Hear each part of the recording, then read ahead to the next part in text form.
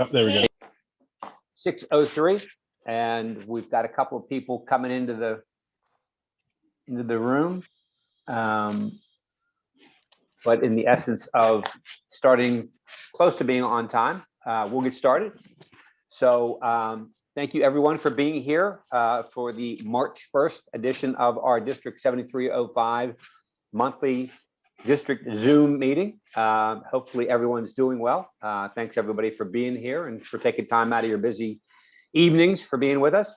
As we know, this month, our Rotary theme is water and sanitation.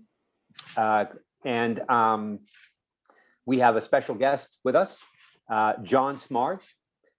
John has been a proud member of the Rotary Club of Naples, Florida since 1982. His classification is moving and storage. John served as president of the Rotary Club of Naples in 1992 to 1993, and as a District 6960 governor in the 1995 to 1996 year. He was a member of the Rotary International Board of Directors in 2010 to 2012. Throughout his many years of Rotary involvement, he has been a member and chair of multiple RI committees. John has served as the aide to the 2018-2019 Rotary International President. Currently, John is a member of the Shaping Rotary's Future Committee and will serve as the chairman of the 2022 RI Convention Committee to be held in Houston, Texas. John is a founding member of HANWASH, which stands for Haiti National Water, Sanitation, and Hygiene Strategy, which will be his topic of discussion today. John is a past board chairman of the Naples YMCA and has served as director on the boards of the Boy Scouts of America, Shelter for Abused Women, and Naples Girls Sports Foundation. John and his wife, Cindy, have 3 daughters and 2 grandchildren. And with that, I'd like to welcome my friend, John Smarge. Welcome, John. Thanks for being with us. Thank you. It is an absolute pleasure to be here today. As Al mentioned, I'm going to talk to you a little bit about HANWASH, Haiti National Clean Water, Sanitation, and Hygiene Strategy. What that is, it is a multi-decade program at an estimated cost of $2.3 billion with the audacious goal of providing clean, potable water to the entire nation of Haiti. Now, for those of us who are asked to speak, I see Mary Berg on the Zoom call. And I know that she is a very sought after speaker. So this COVID thing, this whole pandemic has been great because it's allowed speakers to speak around the world that you probably wouldn't hear normally. But conversely, it has allowed me now to give this same speech about 400 times. And quite frankly, I'm boring myself to death over this speech. So I decided for fun is I'm not giving my regular speech. I changed it today just so it would keep me alert and hopefully will keep you alert as well. And the way I'm going to change it is at the very end of every presentation, I normally get asked questions. So I'm going to take the questions that people ask me all the time and I'm going to answer them first. This way the questions are answered. So the first question I get from everybody is why Haiti? Why have you chosen Haiti to focus on your work? Now, I served as the Regional Rotary Foundation Coordinator for Zone 34, which is the southeastern part of the United States and the Caribbean, and in that part is Haiti. So between 2002 and 2008, I traveled to Haiti a number of times. The biggest reason why I went there is to try to resolve the matching grants back then, not global grants, matching grants that all of you who have tried to do work in Haiti have had difficulty getting signatures and getting work done. So I went to Haiti about a bunch of times to help that. 2009, I was an incoming director for Rotary International. So I decided that all of my governors from Virginia South should possibly come with me to Haiti and get a feel for what it looks like to be in a developing country. And my goal back then was to get all of this powerful Rotary support and do a collective cooperative development program. Pick a single community in the country of Haiti and see if we could, for lack of better words, fix it. So in December of 2009, I brought those governors down to look around in Haiti. Let me share my slide here, my screen here.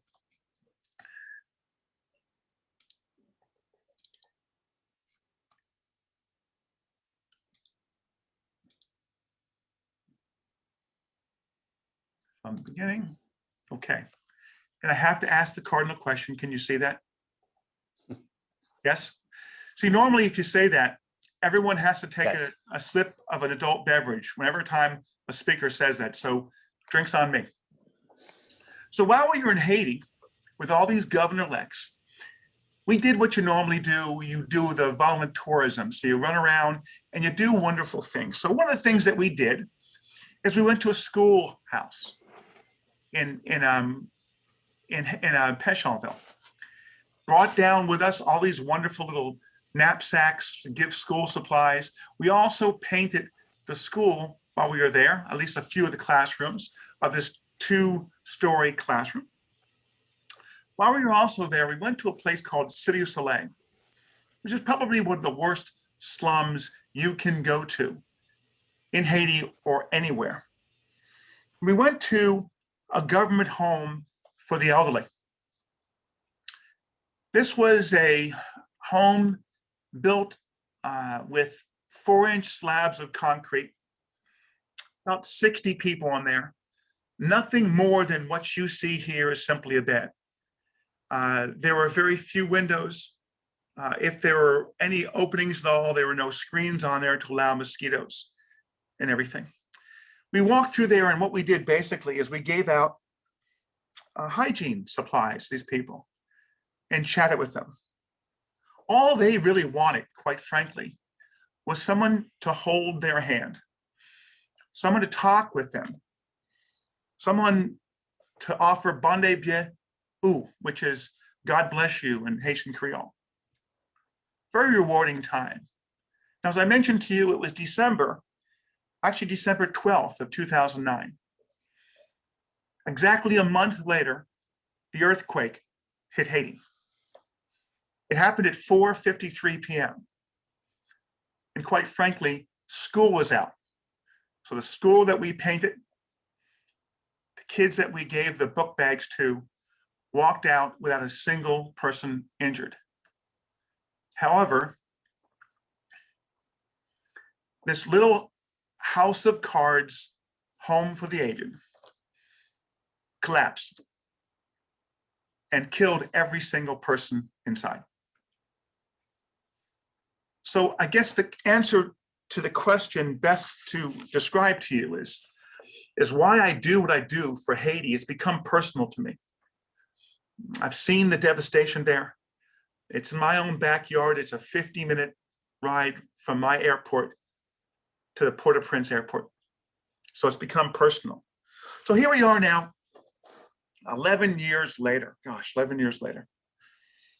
I take a look at Haiti and the circumstances it's in now. Half of Haiti's water and sanitation infrastructure doesn't work. You see, for decades, people have put in wells, they put in water systems, they've put pumps in, they've done all kinds of things. But regardless of what they do yesterday and 10 years ago, half of them are broken. Charity in Haiti has failed. Literally, charity in Haiti has failed. It's time for us to look for a sustainable solution for Haiti. One that can fix once and for all their water and sanitation needs. And then as I could here, serve as a blueprint for other developing nations as well. So in January of 2018, we established Hand Wash. What Hand Wash basically is an umbrella that brings in organizations within the wash sector around the world to try to fix this dilemma in Haiti. The first of these entities we bring together are the water and sanitation implementers in Haiti. These are the non-government organizations referred to at this point on as NGOs, who specialize in providing water and sanitation solutions in Haiti. They might drill wells, they might create city water systems, or they might even simply build microflush toilets. A list of those are on the bottom of the page. Second are our donor organizations. These are large organizations mainly, whose role is to provide provide money for these water projects. They are people like the World Bank, USAID, UNICEF, but they're also governments like Canadian government and large multinational companies. The third of these entities is DINEPA. DINEPA is the government agency responsible for regulating water and sanitation in the country of Haiti. Now, they're not funded by the government because there's no tax base to give them money. They're funded by those donor organizations. And because of that, they're sort of operating outside of the structure of the federal government, and then quite frankly, outside of the corruption that runs rampant within Haiti. And the last of these entities is Rotary. And Rotary operates through District 7020, which is the district in Haiti. But it also works with champion districts from around the world who have said, we adopt one of the 144 communes, and we want to make sure that that commune gets clean water. And we also work through the Rotary Foundation and its global grant programs. So basically, Hand Wash is the organization that's going to bring potable water, satisfactory sanitation and hygiene to the country of Haiti. And now I'll tell you, Al, that normally if I'm in a meeting in person, I'll normally stop the presentation and say, well, how am I doing so far? What do you think so far? And people will normally say, well, hey, we buy into this. It sounds pretty cool, but why? Why Rotary? Why you? Why can you do now what people have failed to do for probably 50 years? And I'll tell you, it's because of the business approach that we're taking in managing this. We have spent 2 years and 2 months developing an organizational structure and developing a process by which we are going to conquer this problem. It begins with our systematic, technically driven approach to gathering current data through community assessments, creating local, socially driven solutions that result in a community action plan. And yes, Governor Al, I have said those words 500 times in the last 10 months. Let me tell you what it means in reality. Let's first talk about gathering data. We have on the ground operatives within Haiti. They might be Rotarians from one of the 22 Rotary clubs. They might be a Rotaractor. They might be a member of one of our trusted NGOs. They walk into a community armed with nothing more than a cell phone. On the cell phone has an M-Water app, a special application. They walk up to a water source. It might be a pump, it might be a kiosk, a fountain, a cistern, or simply a running stream.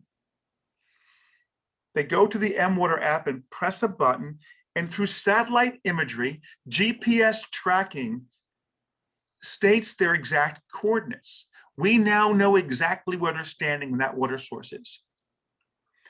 We then test the pump to see if it works. If it works, we hit a green button, which means it's functional. We get a test kit out and test to see if it's E. coli poisoned or whether it's clean water, and test green or red.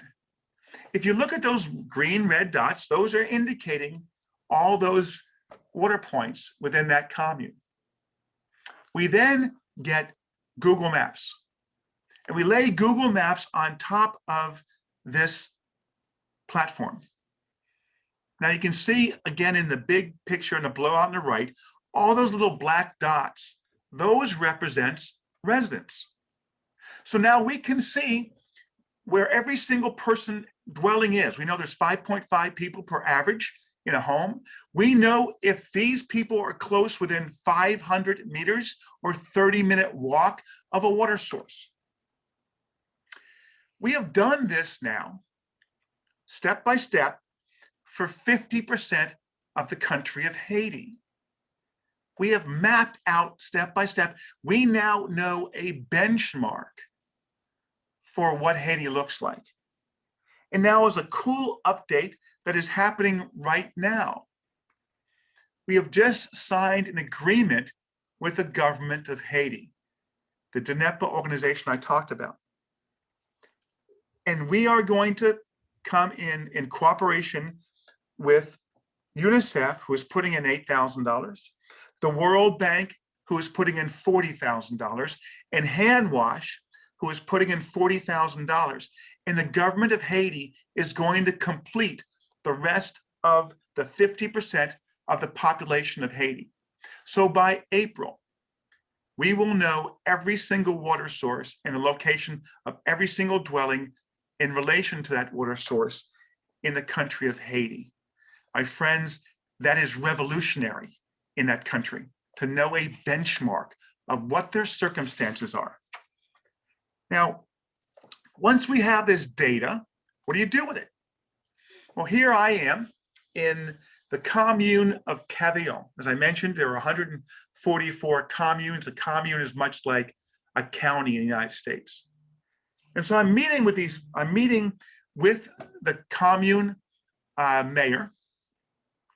And behind me on the wall, you'll see is a blow up of that exact same picture that we're showing him of what his circumstances look like in Haiti, in his commune. I happen to be giving him a Barry Rassin theme tie because I have about 500 of them.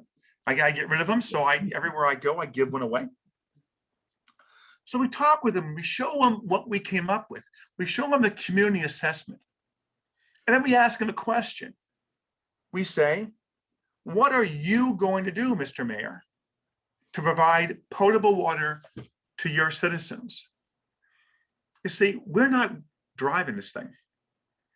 We understand for this thing to be successful, this is not going to be charity driven. This has to be put in the hands of those people who live there and control the circumstances. We need buy-in. We'll raise the $2.3 billion. We'll do the assessment. Heck, we'll lay the pipeline and provide the water systems. But the development of the soft skills, the infrastructure, needs to be done by them. Next, we provide a hand wash ambassador. In this case, it's a member of the local Rotary Club, a member of the community who meets with the town fathers, and they collectively come up with a community action plan. Finally, we assure that the process embodies the core values of what Handwash stands for. It includes sustainability, transparency, accountability, and a thoughtfully managed pay-for-service system. And my Rotarian friends, that's the key. We're not giving them water for free. Anybody who gets water from our system is going to pay for it. For it to be sustainable, we must have both community buy-in, but the residents must have financial buy-in. And then we provide a professional operator. In this case, it's a person from a local bank. He goes out and collects the funds from the residents of the community. He collects them, he puts them in a bank account. He passes on a portion to the government agency, DNEPA, and the rest he keeps for future upgrades as well as repairs. That's the system we have. That is the thoughtfully managed business system that we're developing. We are developing a utility system that has never existed in the country of Haiti before. But we're also, while we're at it, we're changing the culture of the citizens of Haiti. And one of the cultural changes that we're making, which is probably the most difficult, I mentioned the NGOs, the non-government organizations. Prior to the earthquake, there were 4,000 NGOs operating in the country of Haiti. A few months after the earthquake, 22,000 NGOs, each of them carving a little niche out of Haiti. Very few of them really caring about what Haiti looks like as a whole. All they care about is collecting money from their donors, taking their percentage out and doing something. In the end, making themselves and their donors feel good, but probably doing nothing for the country of Haiti. I love this photograph. I took it in January of last year, my last visit to Haiti. It's pretty interesting. On this, it's right outside of a school in Lakai. You'll see a water pump. The water pump was put in about 3 years ago and it's broken. It doesn't work. On the platforms, a lawnmower, broken, doesn't work. But even crazier than this, if you look north of the pump, that white and blue building, that's a kiosk connected to the city water system. Broken, doesn't work. So rather than fix the existing water system, some NGO, again, it might be a church group, heck, it could be a Rotary club, spent $18,000 and put in a new pump and well that doesn't work. My friends, this happens in every single community, every week in the country of Haiti. We have got to get past this idea of charity, get past of single focus and get to a point of nationwide development. Haiti needs this. Haiti needs hand wash to do it. And quite frankly, I've got to tell you that I need you and hand wash needs you. So how can you help us? You can help us by supporting a global grant. We always have one going on in each of our pilot communes. So you can take your funds from your club and provide support to us. Though I'll tell you that probably only about 10% of the money that is collected will be run through the Rotary Foundation. This is too great a scale of a project. Most of the money that we're going to have are going to come from those large donor organizations I talked about, like the World Bank, USAID, UNICEF, and World Vision, and others. So we also collect money directly to our 501c3 charitable foundation, and we can collect from that. And the question is, what happens? Where's your money go? What can your money do? Well, for $100, $150, it'll pay for a report to determine the likelihood of a well being productive. So $100, $150 pays for an engineering study.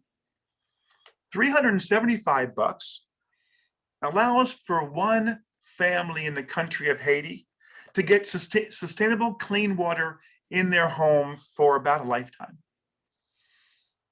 $1,000 provides and installs the hand pump on a well, or as I mentioned before, $18,000 will actually buy a complete well. Now, I want your money. Those who know me, Ivar, Mary, they know me pretty well and know that I'm not shy about asking for money, because I actually probably do that most in Rotary, is simply call people up. People don't answer my phone calls anymore because I know if I'm calling, I'm basically asking for money. There's something I need from you more than your money. I know who you are in the audience. I know that you're Rotarians and your reach goes far. You know people who know about Haiti. They might be a church group who's working there. It might be an engineer or maybe a water specialist. So what I need more than anything is I need your advocacy. I need for you to talk about hand wash. Go to that church group and say, it's wonderful what you're doing with that well, but what are you doing about sustainability or about thoughtfully managed pay for service? Are you simply drilling a well and walking away? Come to hand wash and partner with them, and then they can help you to develop this plan. We're also out, as I mentioned to you, we have champion districts. Currently, there are seven communes within the country of Haiti that we're developing programs in. We have 4 communes that are already adopted by a champion district. Once we tackle these 7 communes, it's going to be about a 5-year process to get them taken care of at a cost of about $2 to $2.5 million each. Once we get through those 7 communes, we now can scale. We also have a proof of concept to go to other large donors, the Gates Foundation, USAID, the World Bank, and say, listen, we need a $50 million, we need $100 million, we need a $250 million ask to go ahead and scale this up. Let me offer some final thoughts, if I may. In my last trip to Haiti, I talked to you about how we went to the mayor's office and we talked to the community in Cavaillon after having just put in their water system. The mayor was quite proud of the fact that he has had about 30% of the people in their first month had paid their water bill. Now, a year and almost a month later, we're up to about 80% of the people who are paying their water bill. But let me tell you what we're doing in Cavaillon now. We have a new grant that is has just been funded and is being applied now and worked on. We're working on something called district metered areas. And I'm going to get technical if I can, but it's kind of cool to figure out how these water systems work. They put these big water cisterns, 1,000-gallon, 2,000-gallon, 5,000-gallon cisterns on the top of a hill. They pump the water into the cistern. They then turn on the water pump, the water faucet, and it drains downhill in gravity-fed pipes, all the way down to the bottom. So what you have is you have the bottom of the system being filled up first, then the water rises up, up, up, up. And so this group down here in the bottom, they might receive water 4 hours in a day. The guys in the middle might receive it 2 hours. The guys at the top might receive it for an hour. But what we're finding in these systems is that we have about 80% loss in each of these systems. It's either because somebody along the way has tapped into this water system and we don't know about it and they're stealing water from us. Or there's broken pipes. 80% loss every single day that we pump water. We are developing metered areas where we're putting meters in each of the areas around the community so we can figure out where we're losing the water. There is not a single metered district in the country of Haiti. Most Caribbean countries and developing countries have never heard of metered systems, but we're doing it. Pretty awesome timings. So back to my last visit in Haiti. While I was there, I also met with some of the large donor organizations. One of the donor organizations I met with was the World Bank. We talked to them about what we do, what we're doing, and the guy in the World Bank didn't have a clue who we were, didn't know what Rotary is, what we stood for. So he asked me a question. He said, well, sir, how long will you be here with your project? You see, he figures that we're like one of those 22,000 NGOs who comes in with a little bit of money, puts it down, builds a well like that one in Lakai, and then walks away. I told the World Bank that we don't do projects at Rotary. We do programs at Rotary. And our program would be done when we're done. When every man, woman, and child in the country of Haiti has access to potable water, then we're going to be done. In fact, we've got a 35-year history of doing this. You think back to 35 years ago, some audacious Rotarians in the country of the Philippines said, we want to immunize our children against polio. In 35 years, we're still doing it. So we walked away from the World Bank only to be called back in about 5 hours before I was leaving Haiti on the plane. While in the World Bank's office, they gave us a grant for $2.5 million. After an hour meeting with them, 2.5 million bucks. Now that's a lot of money, I agree. Not a lot when you're trying to raise 2.3 billion, but what it meant to me and meant to our team was that the World Bank got it. They figured out who we are, who Rotary is, and what we stand for. We stand for integrity, transparency, accountability, sustainability, and impact. So my fellow Pittsburghan Rotarians, this is an audacious goal. It won't be done in my lifetime, I can guarantee you. Maybe it'll take 30 or 40 years to do it. But it's going to be done.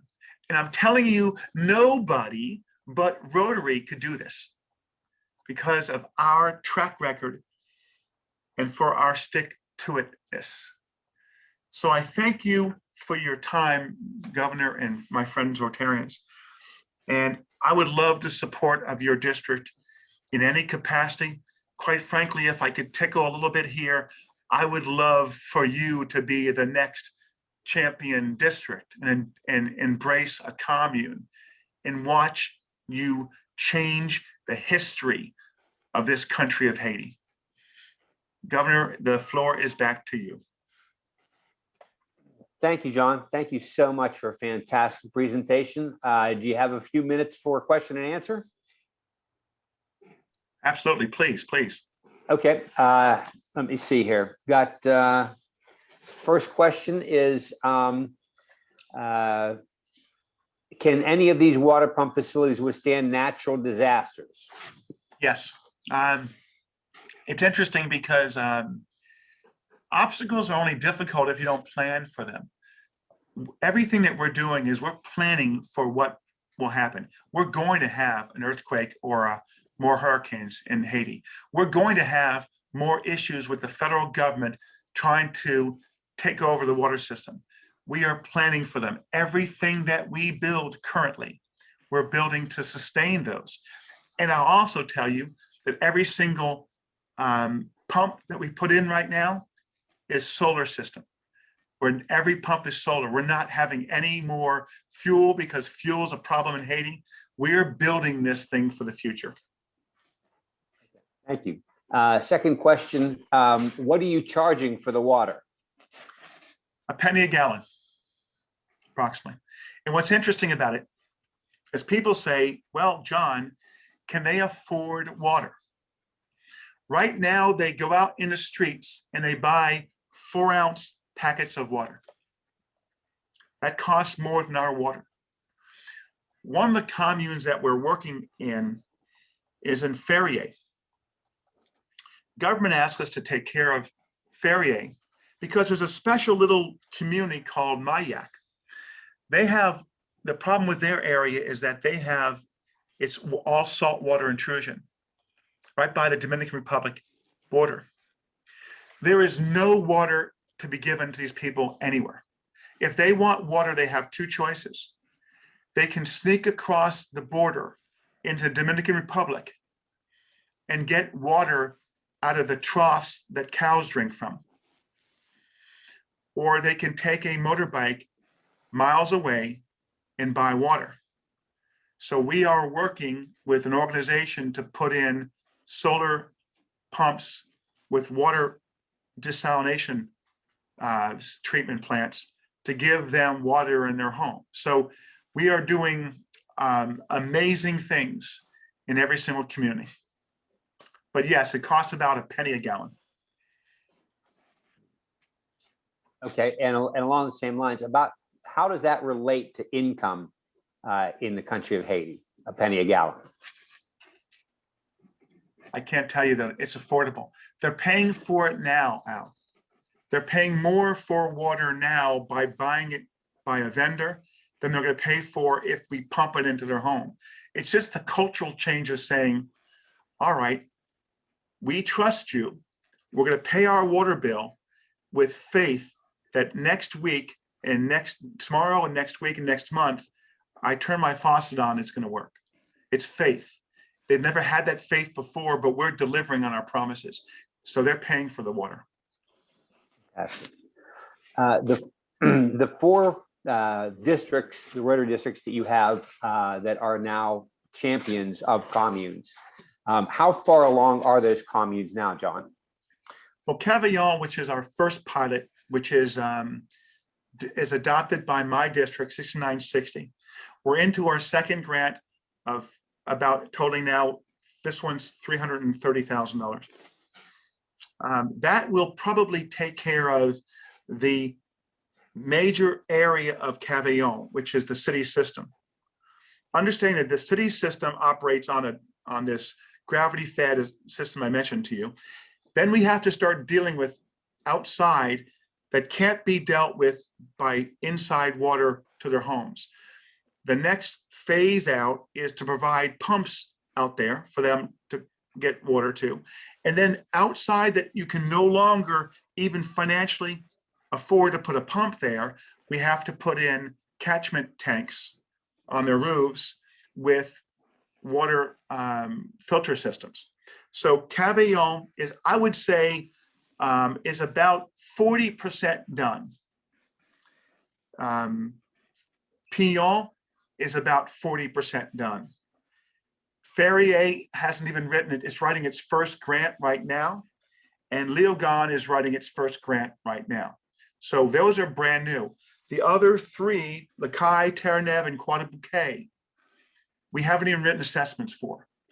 They're brand new, ready to go. We need for a district to say, we want to adopt it.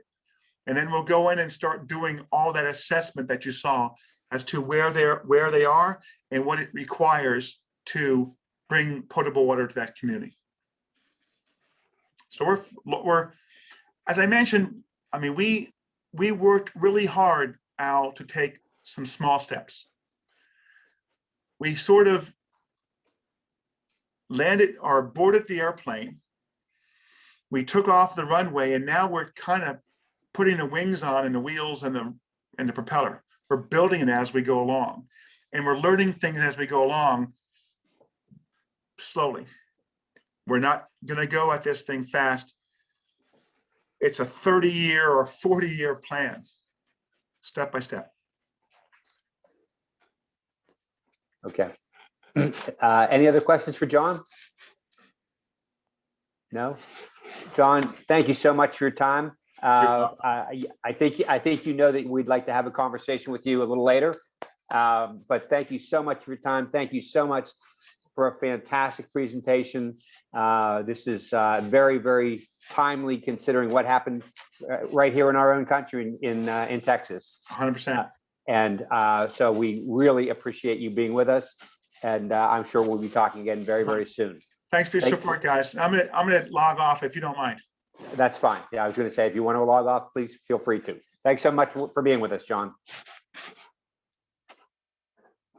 Okay, after that great presentation, I'm going to ask our district governor-elect, Vince Costa, to talk a couple of minutes about some of the things that he has going on with pets and his experience at International Assembly and a few other things. So, Vince, the floor is yours.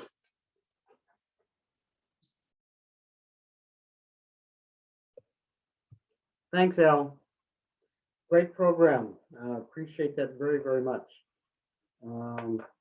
Yeah, just a few things. We just finished up the pre-pets program. This for 6 Tuesday nights where we reviewed materials. There were 8 modules that we covered, and it was a very successful program. We had about 30 some people who actually attended, but a lot of the president-elects were not able to attend, but since they had the modules available to them, they were able to review them on their own. And a number of them said that they were reviewing the videos of the actual training sessions. So it was a very interesting start for us. Hopefully it's something that we're going to be continuing in the years to come. What was nice about it was that the last 2 sessions focused on Module 7 dealt with the checklist for presidents, president-elects, and as a president. And we had our participants reviewing that, and then we had discussions around that. And Mary was leading that one. Thank you, Mary. And then the last session focused on the Rotary citation, the crystal citation, and some of the other elements of the modules that should be looked at by presidents as they start planning and developing their goals for the year. So we're trying to get the presidents, the incoming presidents, of a sense of what's expected by the end of the year, their year next year. So it all turned out very well. So it was interesting. We learned a lot in putting this together, and I think it's very helpful for the PEs. Next is pets. We had our first general session, or first 2 general sessions this past Saturday. Barry Rasson, past president for Rotary International, spoke, and it was very inspiring to us. It was very exciting to hear him talk. In the afternoon, we had RI Director Peter Kyle and Pat Schaefer. They both talked about the Youth and Peace in Action program that will be implemented this July. So that was a very interesting program, something I think that we're going to be getting involved with for our district.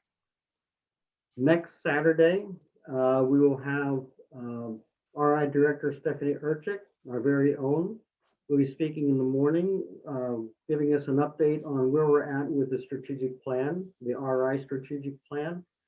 In the afternoon, we will have Jennifer Jones will be giving us a 5-minute presentation, giving us a little bit of an input or insight into what she's going to be doing when she becomes the RI president in 2 years from now.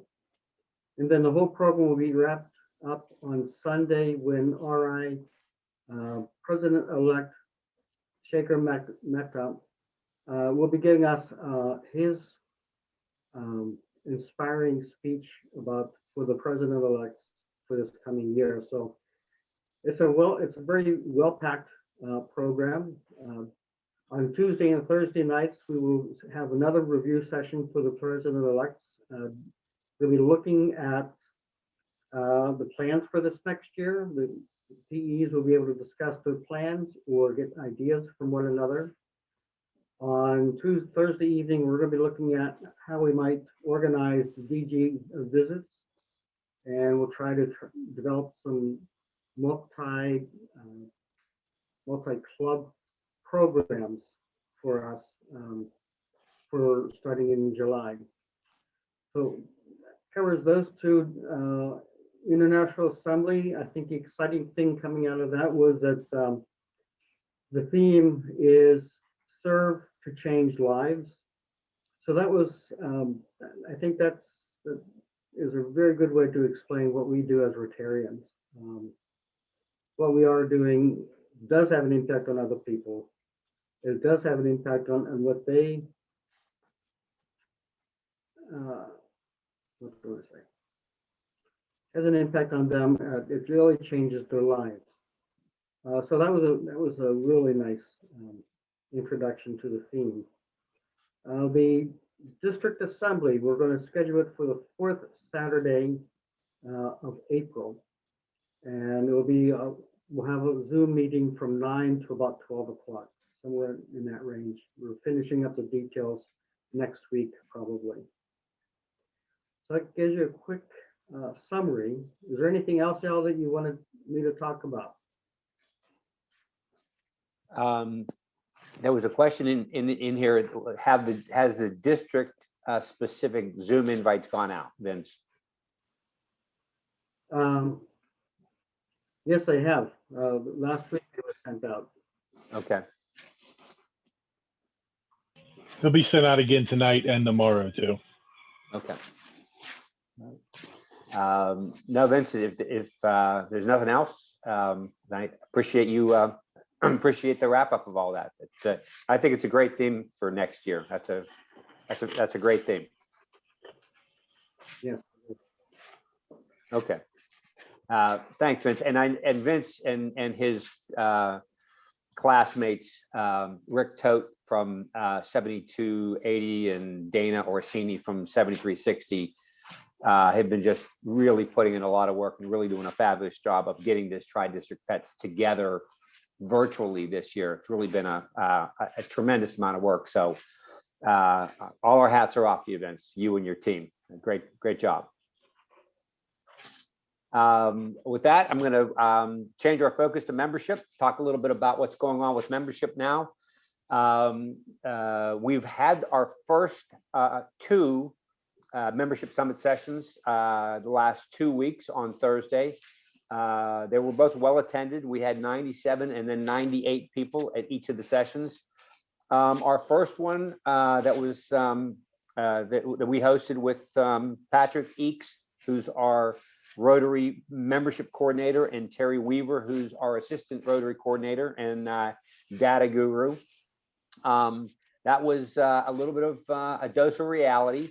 And you know, the reality is that attrition is real, that we will lose members. We're going to lose members no matter what we do. And it's something that we need to make part of our planning, that when we plan to add new members, we need to take into consideration that as clubs, we are going to lose members, you know, so that was really the overarching theme of the first session.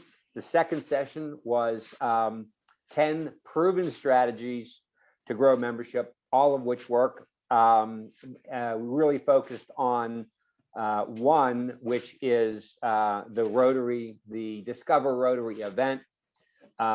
We will not have a membership summit session this week because Thursday evening will be pets, but we'll start up again on the 11th, and we'll have one on March 11th, March 18th, March 25th. The one on the 11th is going to go into detail on how to hold a successful Discover Rotary event. We're going to have a guest speaker from one of the districts, I think it's Terry's district, who is kind of the Discover Rotary evangelist in that district. She goes from club to club, helping them put on Discover Rotary events, and has proven that these work and are very, very effective, and has about a 50% conversion ratio. So that's going to be on the 11th, and the 18th is going to be about changing club culture, and the 25th is going to be wrapping it all up and how to take this information back to your club. So all Thursday evenings, all from 6 to 7. And I know there are a lot of people on this call that are saying Thursday night's my meeting night and I can't make it. Don't worry, they're all recorded. They're all being uploaded to our YouTube channel. They're great information. They're edited. So if you want to take a look at them, review them, use them in a club meeting, use them for training, they're available and a great resource. So if you can't make it live, we encourage you to, but if you can't, know that they're there recorded for you. So, and again, hopefully we get the president-elect, membership chairs, anyone that's passionate about membership in your club to attend. So if we could crack the 100 mark on the 11th, that would be great. With that, Linda, I am going to turn it over to you to talk a little bit more about membership. Thank you, Al. Good evening, everyone. Cherie could not join us tonight, so I'm going to share some information. Right now, we have, as of today, we have 1,957 members within our 82 clubs. We've updated the scorecard, and we are up 10 members for the month, the second month in a row, with an increase of 10 over the previous month. While we're down from the beginning of Al's term in July 1st, we're down 36 for the year, and that is not so very bad. Big shout outs to Indiana. They have a +4. Brownsville is a +3. Scottsdale has a +2, and these are some of our smaller clubs. But Scottsdale started with 6, so I mean, they're growing. It's small but growing. We call those the small but mighties. And several other clubs have increased by 1. Other of our larger clubs are increasing certainly more significantly. Congratulations to all of you for the hard effort put forth. As far as membership leads coming directly from Rotary International, we had 3 last month and received 1 today. And Brian Schill and Cherie are going through various stages of inviting those prospective members to join a club. Al went over a lot of what we wanted to share with you about the membership summit, so I'll just skip by that. I do want to ask you to make sure that your membership goals are posted so that you can feel good about what you're obtaining. And we know how best we can support you.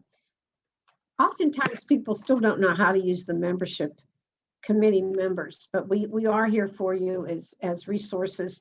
We can speak at your club. We can help guide you and support some of the efforts you have so that we can engage with some of the nearby clubs. So just remember, we're still here for you. There are other things I want to share, but before I do that, I think the best thing is now to segue first to John Hartman about membership at the Pre-Pets, and then from John we'll segue to Mary about Innovative Club. So John, do you want to take it away, please?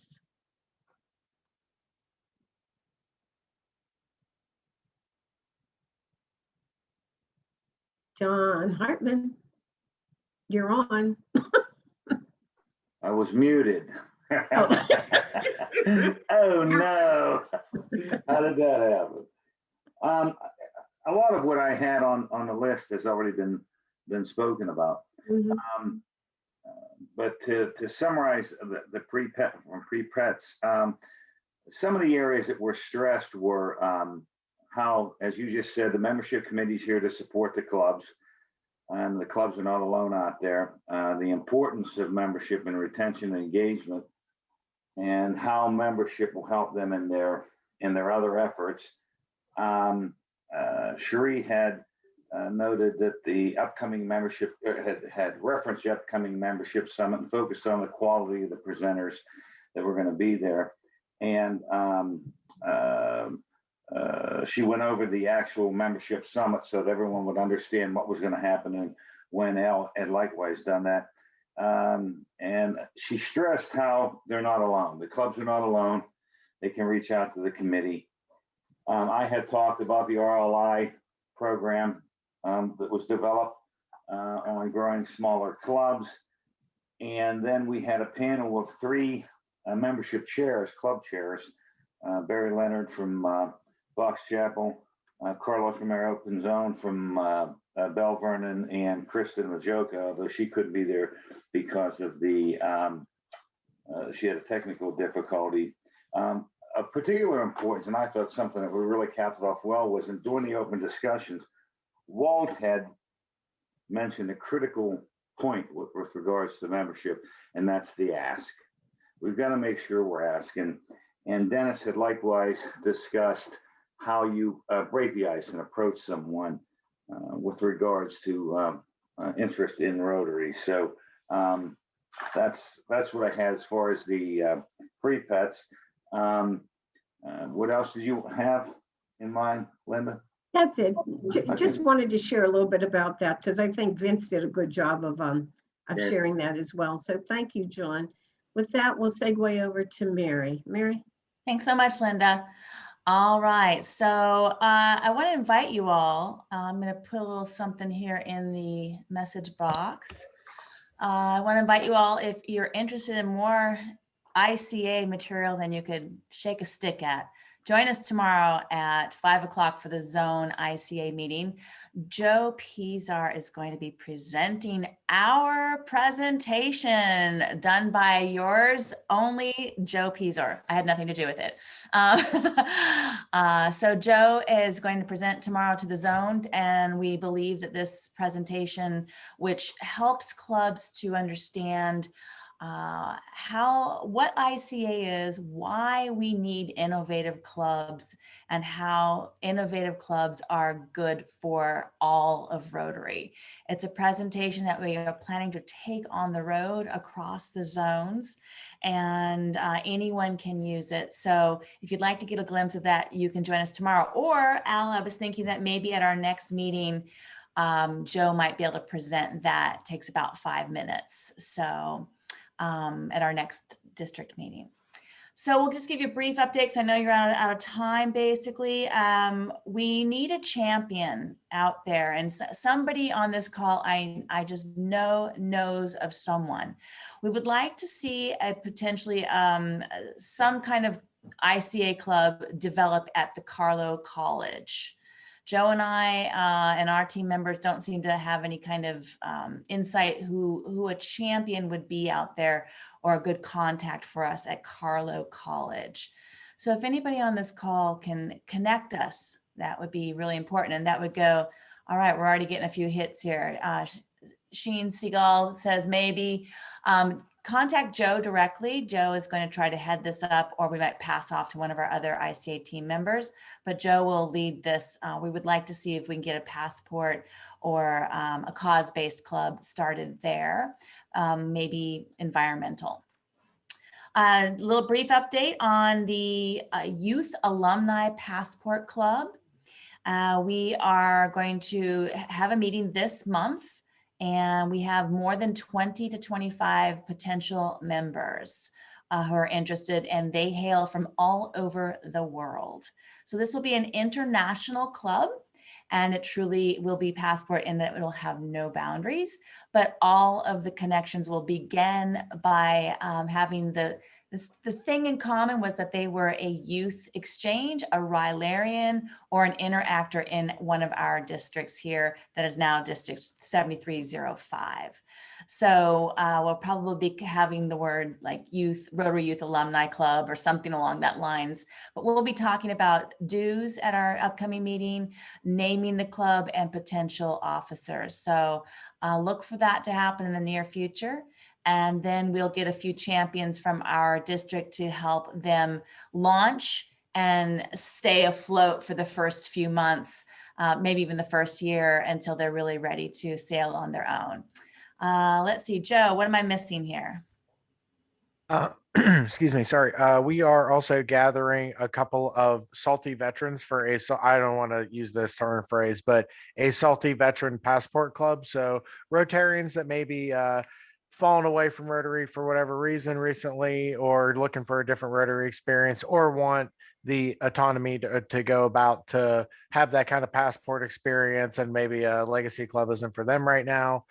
We are going to have, I think that having two passport clubs, one more youth focused, one more adult focused, or whatever age group it ends up being. And that's something we're looking for.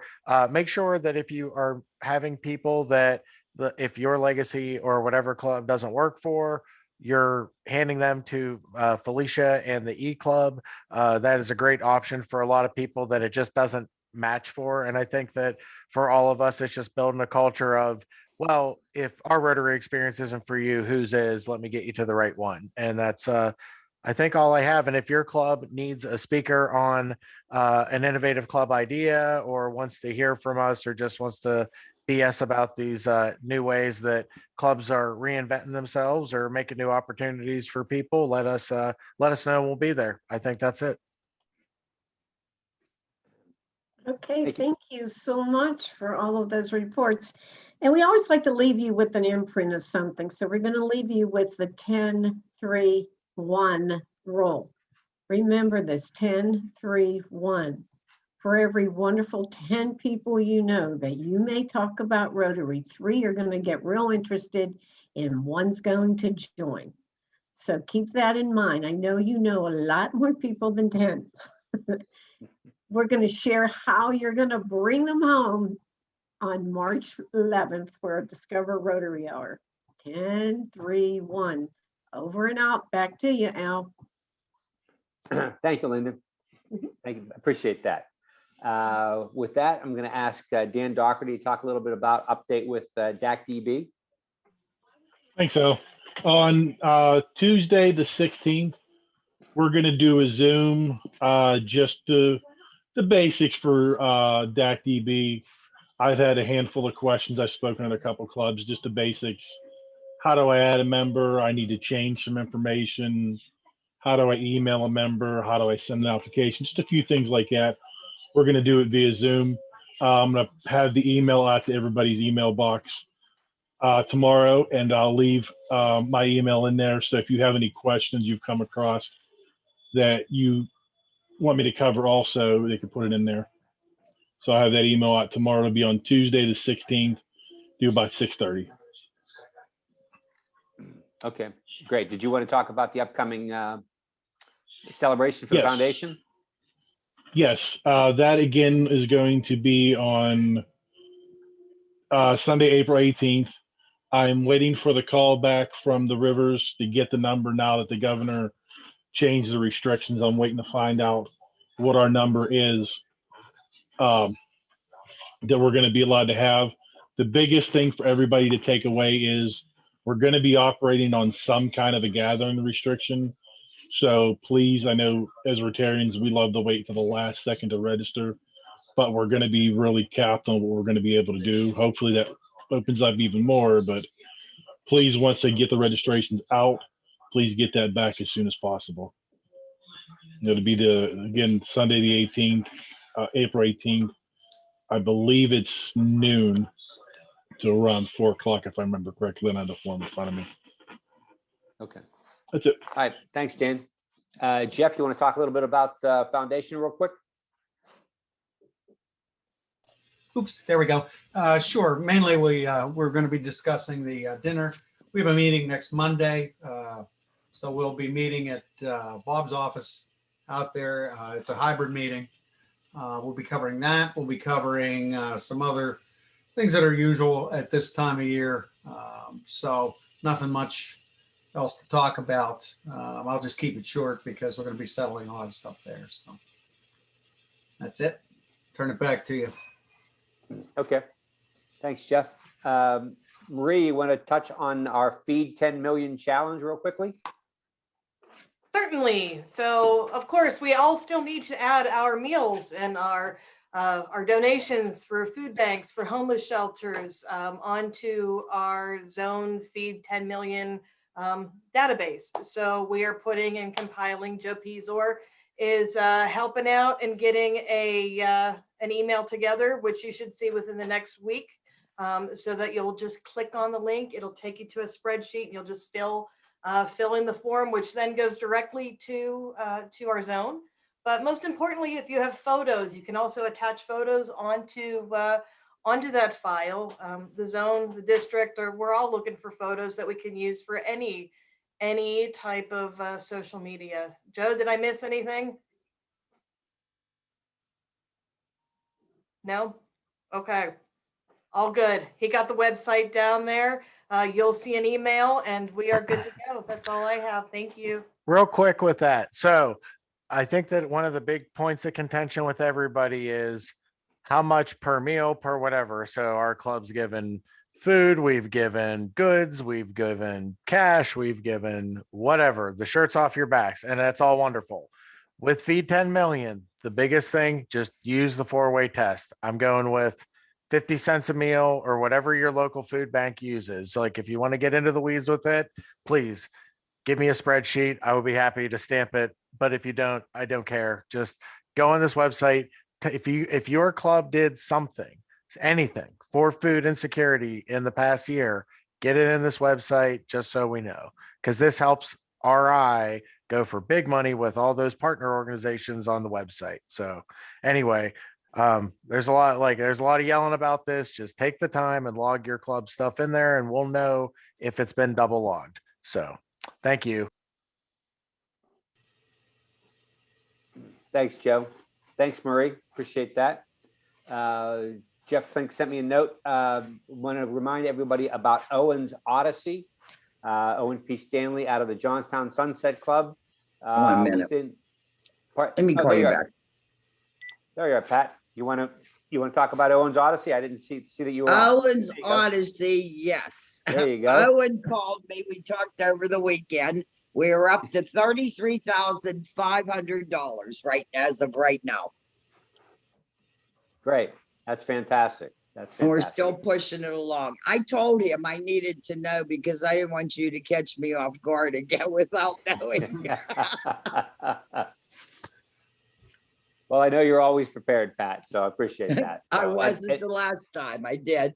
And he's going to be leaving in what, 8 days? March 7 days? 9th. Yeah. March 9th. March 9th. Okay. It starts Started. March 9th. Yeah. It starts So- March 9th. Yeah. Yeah. So he'll be down there next weekend. Yes. You going down with them? No, I Yeah. gotta run a meeting Monday night. I'm begging out of that one. Likely story. Yeah, and we're gonna try to arrange maybe April and May to be in contact with him during our district Zoom meetings, possibly district conference. Keep in touch with him as much as we can to see how he's doing, keep his spirits up, communicate with him, and encourage him to continue on because it's a fantastic thing that he's doing and a great cause. So Yes, it is. all the support we possibly can. With that, our next meeting will be April 5th. Next month, April, our Rotary theme is maternal and child health. We do not have a guest speaker yet, but we will have one. Joe Pizar, I'll definitely give you as much time as you'd like to talk. And then I'm hoping that we will be able to have somebody from the Rotary Club of Johannesburg, South Africa. And the reason I say that is that April is the 100th anniversary of the start of Rotary in Johannesburg, South Africa, which started every Rotary Club on the continent of Africa. Now, why that's important to us is that people from the Rotary Club of Pittsburgh were instrumental in starting and chartering the Rotary Club of Johannesburg, Africa. So we have a direct connection to starting and the spread of Rotary through the entire country, the entire continent of Africa, because Johannesburg was the first Rotary Club. I have been in contact with the district governor, Anne-Marie Mosset, and we're going to try to get her on and get a little bit more information about the history of how that came to be. And I know that Jim Zimmerman was the district governor during the 75th anniversary, and he went down, and so did Carl Orman. We're going to try to have both of them on if we possibly can. So should be a very interesting Zoom next month. So with that, oh, one more thing, I almost forgot. Our district leadership chain was challenged by the district leadership interact change in a trivia contest. And it was tooth and nail. Now, this interact club was that they were very, very bright. You lost, Al. They were loaded. We lost. Yes, we lost in a tiebreaker. We lost by 1 point in a tiebreaker, but we did lose. But it was a lot of fun, and it was it was a lot of fun. So, but we lost. That's yeah, it was disappointing. But so with that, thank you everybody for being here. Appreciate it. I know we ran a little long, but a lot of great information. And see you next month. Take care. Bye now.